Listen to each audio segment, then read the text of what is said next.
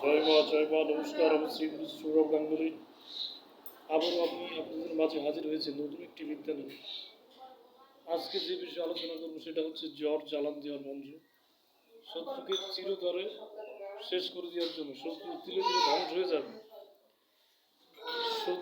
শত্রুতা চিরতরে শেষ।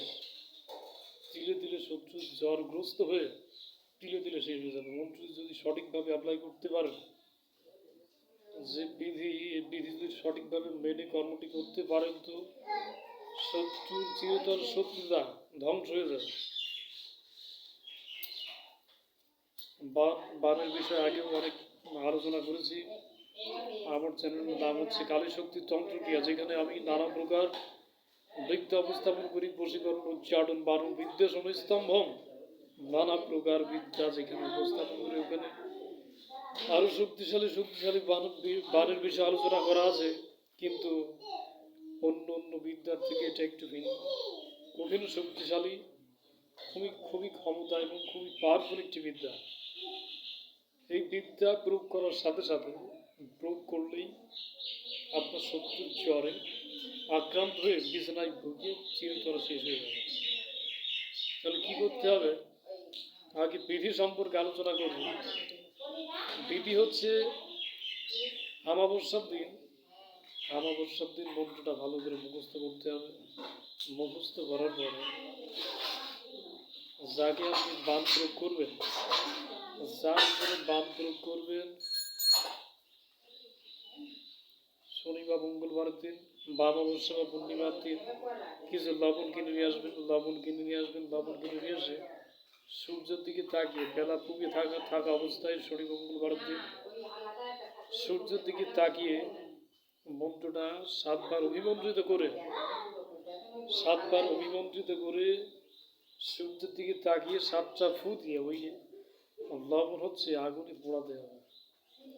প্রথম দিন করলেন, পরের শনি বা মঙ্গলবার করলেন, এভাবে পরপর 7টা শনি মঙ্গলবার করতে হবে। প্রথম দিন থেকে কার্যকর শুরু হয়ে যাবে, কিন্তু কর্মটি 7টা শনি মঙ্গলবার করতে হবে। 7টা শনি মঙ্গলবার করলে আপনার কর্ম শেষ। প্রথম দিন থেকে আপনি রেজাল্ট পাবেন।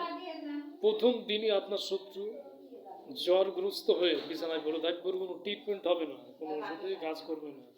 আস্তে আস্তে দিকে শেষ হয়ে যাবে। শত্রু চিরতরে ধ্বংস হয়ে যাবে। তো আর কিছু কথা বলি, সেটা হচ্ছে যখন আপনি বান প্রয়োগ করবেন, তখন বানটা যদি সঠিকভাবে প্রয়োগ না করতে পারেন, উল্টে আপনার দিকে ঘুরে আসবে, আপনি দেখা যাচ্ছে জ্বরগ্রস্ত হয়ে যাবেন। এই জন্য আটঘাট বাঁধবেন, নিজের শরীর বন্ধ করে নেবেন। যেখানে কর্মটি করবেন শ্মশান হলে সব থেকে ভালো হয়। চারিদিকে গণ্ডি দিয়ে নেবেন। সুলাইমান গণ্ডি দেওয়া আছে আমার চ্যানেলে, সুলাইমান গণ্ডিটা প্রয়োগ করে নেবেন। আর শক্তিশালী দেহ বন্ধ আমার চ্যানেলে দেওয়া আছে, ওটা প্রয়োগ করে নিয়ে নিজের দেহ বন্ধ করে, নিজের শরীরটা বন্ধ করে নিজেকে প্রোটেকশন দিয়ে তারপর বাম প্রয়োগ করবেন, নচেত ক্ষতি হবে। আপনি যে বানটা প্রয়োগ করছেন উল্টে যদি আপনার উপর ঘুরে আসে, সেক্ষেত্রে আপনি মরবেন। এর জন্য খুব ভাবনা চিন্তা করে কর্ম করবেন। এবার মন্ত্র সম্পর্কে অবগত করি। অনেকের মন্ত্র বুঝতে অসুবিধা হয়, এই জন্য বলছি সে মনোযোগ দিয়ে শুনবেন। এবং আমি যে সমস্ত বিদ্যা আপনাদের মাঝে উপস্থাপন করি, যদি ভালো লাগে তো দেখবেন, না ভালো লাগলে দেখার দরকার নেই। এবং বাজে কমেন্ট, যাদের ভালো লাগবে না তাদের দেখার দরকার নেই, কিন্তু বাজে কমেন্ট করবে না। বাজে কমেন্ট করলে ফল খুব খারাপ হবে।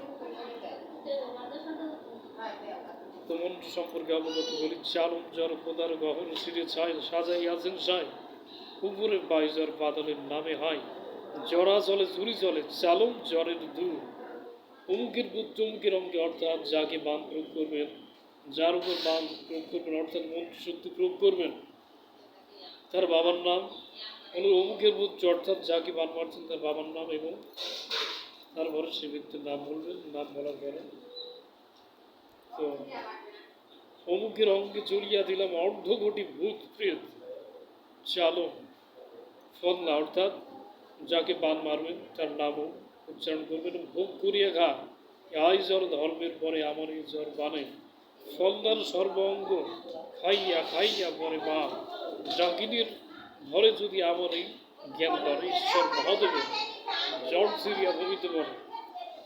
এ হচ্ছে মন্ত্র। আপনাদের বোঝার সুবিধার্থে আবার মন্ত্র বলি।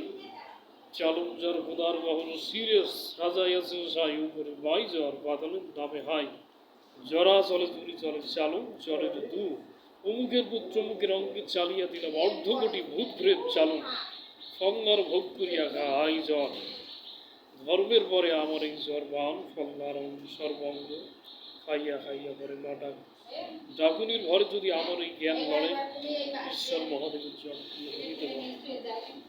দোহাই কালী দোহার শিবশঙ্কর। যদি আবারও কারোর যদি মন্ত্র বুঝতে অসুবিধা হয় বা কোনো কিছু জানার বোঝার থাকে অবশ্যই আমার স্ক্রিনে দেওয়া নাম্বারে যোগাযোগ করবেন। এবং বিশেষ একটি গুপ্ত ভেদ আছে, সে ভেদটা আমি ভাঙবো না। এই বানের একটি বীজ মন্ত্র আছে, সে বীজ মন্ত্রের বিষয়ে অবগত করবো না, কারণ আপনারা দেখা যাচ্ছে যে ক্রোধের বশবর্তী হয়ে যার তার উপরে বান প্রয়োগ করতে পারেন। এই জন্য আমি পরিপূর্ণভাবে গুপ্ত ভেদ ভাঙবো না। যদি কারোর বিশেষ প্রয়োজন হয়, আমি যদি উপযুক্ত পাত্র মনে করি, তবেই আমি গুপ্ত ভেদ ভেঙে দেব। ছোট্ট কিছু বীজ মন্ত্র আছে, সেই বীজ মন্ত্রগুলো না থাকলে মন্ত্র অসম্পূর্ণ। যার বিশেষ প্রয়োজন হবে সে আমার সাথে যোগাযোগ করে নেবেন। বা কারোর যদি কোনো কিছু জানতে বুঝতে অসুবিধা হয় বা যে কোনো সমস্যার জন্য আমার সাথে যোগাযোগ করতে পারেন স্ক্রিনে নাম্বারে। জয় মা জয় মা জয় মা জয় জয় মহাকাল।